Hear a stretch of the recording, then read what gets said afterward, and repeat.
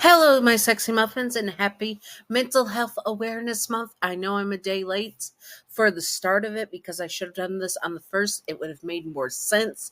But here is one of my informational videos about mental health that I experienced personally because I have 5 days of this throughout the month that I'm going to be doing. I am pulling it up for which one is going to be done first, and that's what it feels like to be manic with hyperfixation, borderline, and these are going to be the three topics that come up in it, which is bipolar disorder, ADHD, and autism. Now, a quick breakdown of bipolar disorder. When people think bipolar, they think, oh, angry, happy, nice, sad, that stuff. That is not bipolar disorder. That is borderline personality disorder that fits it more accurately.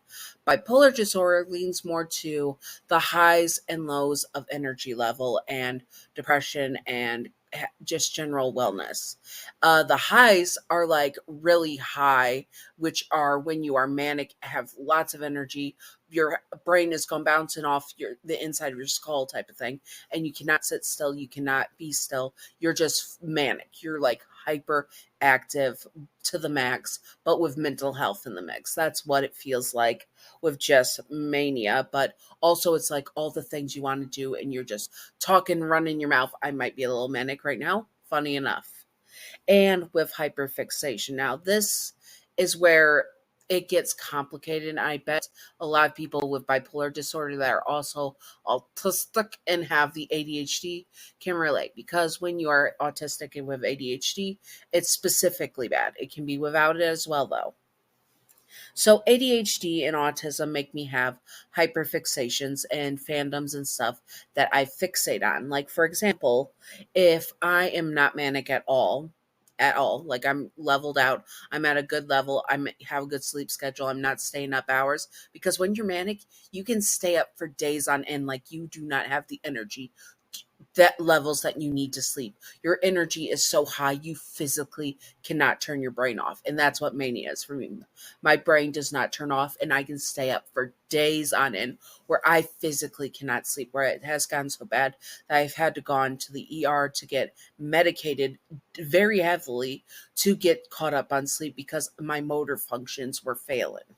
So yes, add hyperfixation to that and it's a nightmare, because my hyperfixation bounces off my bipolar disorder. Sorry, I am a little bit sleep deprived because of the mania. Anyways, so the hyperfixation, if I don't have bipolar mania right now, not right now, but when I do have it and I get hyperfixation, such as I start reading a new fanfic, it can be as simple as that. A fanfic for a fandom that I like, that I'm not hyperfixated on, but the fanfic triggers ideas, which triggers the hyperfixation, and the hyperfixation, unfortunately, sometimes because I'm so hyperfixated that I don't want to put the book down, it can trigger my mania, which I don't know why it does that, but it does. Anytime I get hyper fixated, I am like, ooh. And 90% of the time I get hyper fixated on something, mania kicks in and I can't sleep in for a couple of days. Literally, I tell the people at the gas station, oh, I haven't gotten sleep in like 3 days, because literally I just don't. Like, and it's a vicious cycle because it can go hyperfixation, mania, then start to slow down, but then there's the wall. Everyone who when you think of the metaphor, hit the wall, you crash, you burn, you're done. With sleep and mania and hyperfixation, it's like you hit the wall, you fall asleep. But there's with hyperfixation and mania, particularly, you get over the wall where you stay up long enough, you get a second wind and get over the wall, and then you have more mania and more, and it's even worse with hyperfixation because you don't want to put the book down even if you're dead but exhausted. You just want to keep indulging in your hyperfixation, and the mania is going and going, and you just get over the wall so much easier with a hyperfixation. And then you're another 24 hours in until you finally crash and get sleep for like 16 hours. So, what it feels like to have a hyperfixation with bipolar disorder, it's a nightmare. I love my autism sometimes, and I love my ADHD sometimes. I get so creative sometimes because of it. But because of it, it causes so much complications with my bipolar disorder that I physically most nights cannot sleep at all until I crash and burn and then binge sleep basically. It's a nightmare. It's literally the worst. Like, because of it, I physically can't sleep. And the bad thing is, it happens anytime I get in a new fandom.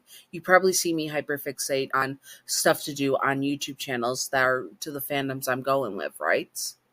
That happens because I get hyperfixated and I make great content about it, which is amazing for YouTube.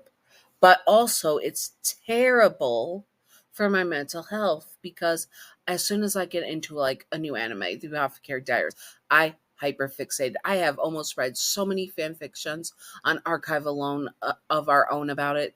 It is obscene the time I've spent on my phone looking up stuff on Apothecary Diaries instead of sleeping, and that triggers mania, which causes me to stay up longer and triggers more hyperfixation. So anytime I get into a new fandom, I run a 80 to 20% chance, 80 being the chance of getting hyperfixated on that fandom and triggering bipolar disorder. So yeah, that's pretty much it. And it can be triggered as something as so simple as reading a fanfic of a character I like. Simple as that. Even of a fandom I have not touched in years, it can spark a new hyperfixation with an older fandom I used to be hyperfixated about, and that triggers my bipolar disorder. It is a nightmare, to be honest, and it's so poor for my mental health. I'm going to be wrecked in about 10 to 20 years, 100%, because I get so little sleep. I am like a zombie. Like, I get so bad that my brain just freezes, like completely. Michelle dot ext has went offline type of thing, because like I have gotten so bad that I haven't been able to do simple addition like 5 plus 15 or something. My brain just froze and forgot how to do simple addition and subtraction because I get so sleep deprived about after 3 days. After 3 days, I'm wrecked.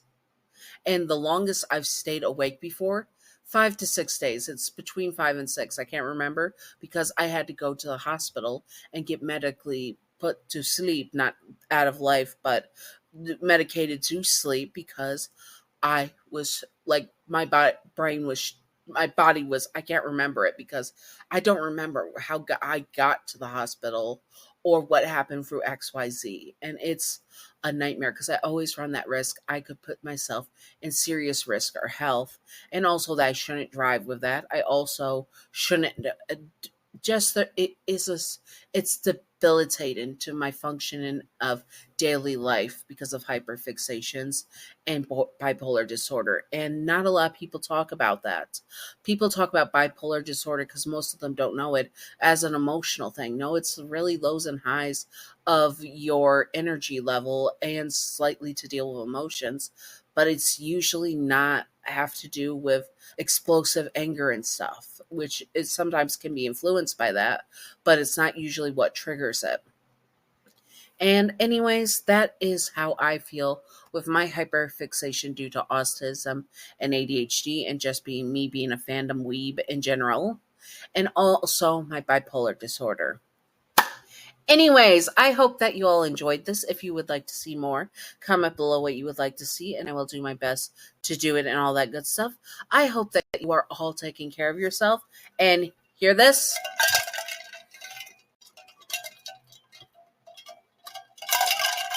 Drink your water.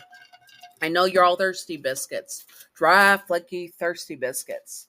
You have to drink your water. Let me tell you, drinking your water, even if you don't have any don't have any physical issues, it makes you feel better mental health wise because it just makes you feel good. I take it from experience. At least drink a half a gallon every day now, and it makes me feel so much better. And also, it flushes out my system with a lot of the pills I have to take. That some of them make me have dry mouth, which just feels better in general. Anyways, I hope that you all enjoyed once more and stay sexy on my sexy muffins. Drink your water, you flaky. biscuits. Anyways, stay sexy, all my sexy muffins. Bye bye.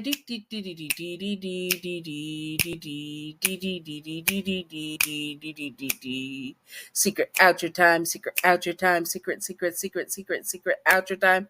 Secret outro. Secret outro. Secret outro. Baseball bat. Welcome to the secret outro. And the secret outro question of the day is: if you ever had hyperfixation? If you have hyperfixation moments, what is the fandom or character or whatever that triggers you to be hyperfixated just on the most little content about them? Mine varies because I cycle through my hyperfixation, so I don't have a favorite one. But if I had one that I keep going back to the most currently, it would have to be FNAF. I've been going back to that for at least 7 years, back on and off. Like, that is my home dog. Anyways, I hope that you all enjoyed and stay sexy, all my sexy muffins. Bye bye.